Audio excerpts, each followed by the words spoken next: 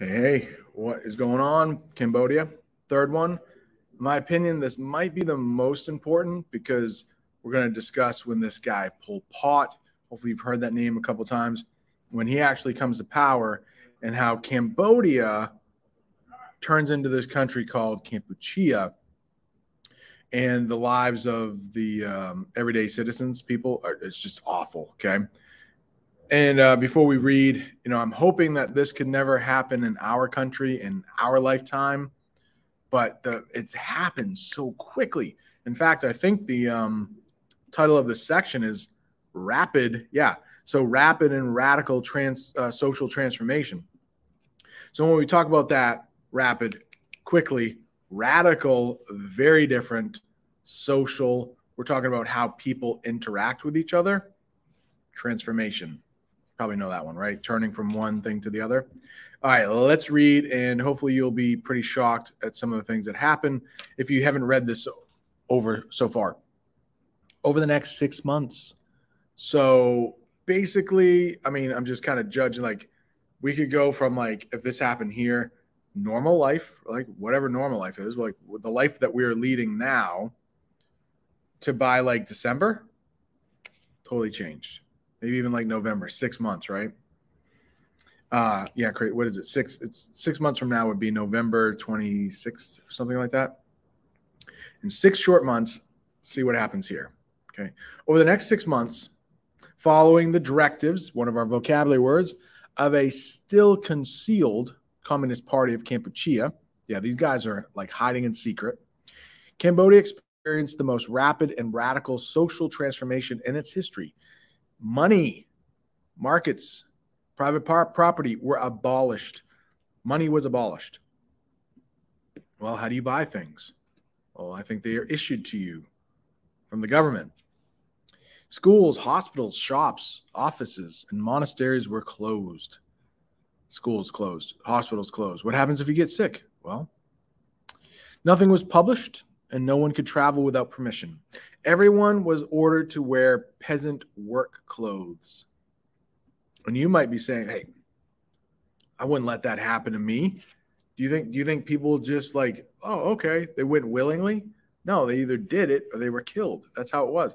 That's how 2 million people died in that country of like, what, 8 million or something like that. Yeah, so it was pretty radical. And unfortunately, there were a lot of people that were like, this is best for our country because they're in power. It's not just 1 or 2 people that are there. Are 1 or 2 people, maybe Pol Pot probably, that are issuing the directives, but there are other people that are like, okay, we should do this either out of fear or it's like kill or be killed kind of thing. But not good right here. As in Mao Zedong, is pretty famous communist leader of China right there, Mao Zedong. China, the poorest peasants were favored at everyone else's expense. A handful of party leaders controlled everything in the country, but they remained in hiding and explained few of their decisions. Instead, they urged everyone to build and defend the country. In April 1976, Sihanouk was pushed out of head of state after calling for anti-Vietnamese protests. So remember, the Vietnamese, the country right next to them, Vietnam, is falling to communists, and it's communists that are trying to take control. So that's not going to go over very well. And then vilifying the people who went ahead with them.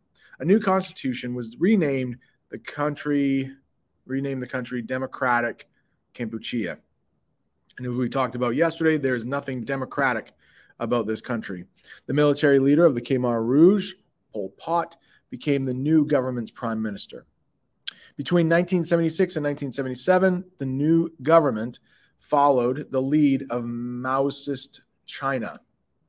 So again, communist, Mao Zedong, leader of that country, sought to collectivize, another one of our words, Cambodia, totally combining individually owned plots of land into large state-run farms. So exactly what happened in Ukraine. The government seized small peasant holdings and turned Cambodia's population into a vast, unpaid labor force. No money, right? No money. It sought to double the average pre-revolutionary yields of rice immediately and on a national scale. So exactly what happened in Ukraine, the government thought, let's take the farmers out of the farming. And if the government is in charge, these large farms, they will be able to produce food more efficiently. Guess what? That doesn't happen because you have a bunch of people who have never farmed before who are forced to be farmers.